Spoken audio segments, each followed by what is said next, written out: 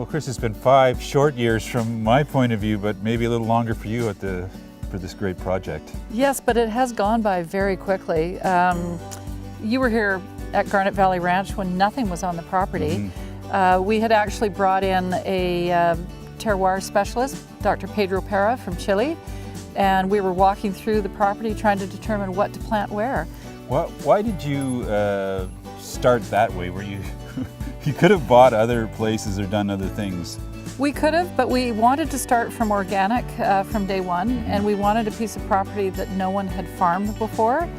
And we wanted a large piece of property, which, as you know, in the Okanagan is really hard to come by. Yeah. And we wanted to plant it from scratch. So we had actually planted switchback in 2006.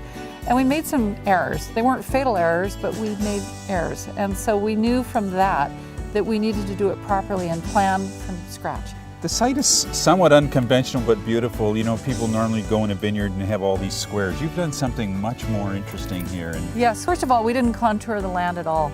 The rule that we were working with was 3 to 6 inches in any one direction, up or down. And so we've used the natural landscape of what we were given. Right. And so you can see that we have individual vineyard blocks. Like islands. Like islands, and in between we've left corridors for wildlife because the environmental impact that we've put on this land by farming it, we feel a great responsibility to counterbalance that. You'll see that we have a herd of sheep that lives on this property. From time to time you'll see them moving around into the various vineyards, and Great Pyrenees that we have are protecting the sheep from coyote and bear, and then there's deer that come and go too seasonally. So it's a very busy place.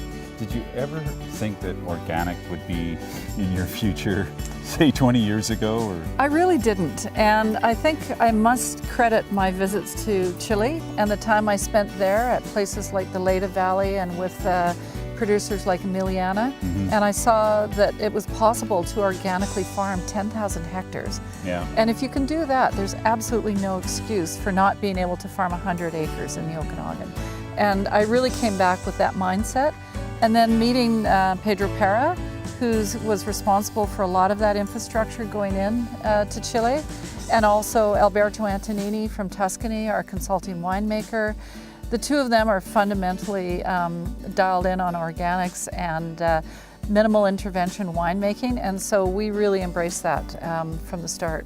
You've also chosen a site which I just love the altitude here. Now we're standing at about 600 meters, but you climb to the top vineyards over to about 680 meters, which is quite a height in Canadian winemaking. It certainly is, and so far it's proven to be to our advantage. And your friend the lake's just over the hill, so. Yes, actually it's really interesting because if you look at a map, the vineyard is situated where the lake turns, and so the wind from the lake and the thermals from the lake just come right over the mountain. It comes down and moves through this property. It does a few things. It raises the temperature when in the cooler months, and it also helps us battle mildew and other disease pressures. And there's just a constant, beautiful and consistent temperature on this property. You know what, it was very, very fortunate that we stumbled across this piece of property. 320 acres, you really don't find that in the Okanagan in today's world. Now eventually the fruit that you're growing is going to end up down at Haywire. What kind of wines will we see out at Garnet? What will the mix be here, and what's your plan?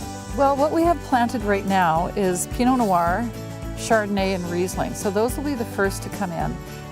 This coming year we're planting Chenin Blanc and Gamay Noir. I'm absolutely loving Gamay Noir from the Okanagan Valley, and we're going to be planting a significant part of this property to that variety. You'll also be seeing wines that we feel really have a signature of the Okanagan: fresh, juicy, vibrant. Not big extracted wines. That's not really what we feel our valley does well.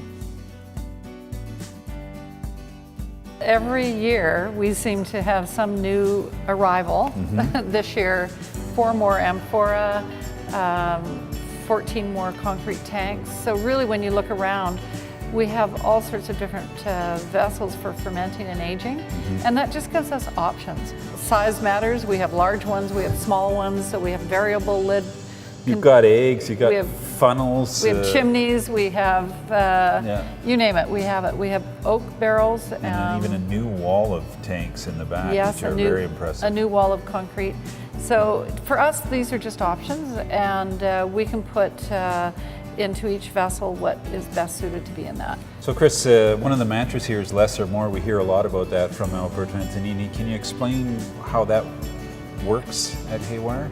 Well, it really starts in the vineyard with organic farming, and then when those grapes come into the crush pad, doing as little as we can to them, so that it expresses the vineyard to its best capability. We're not adding anything into the wine during the winemaking process.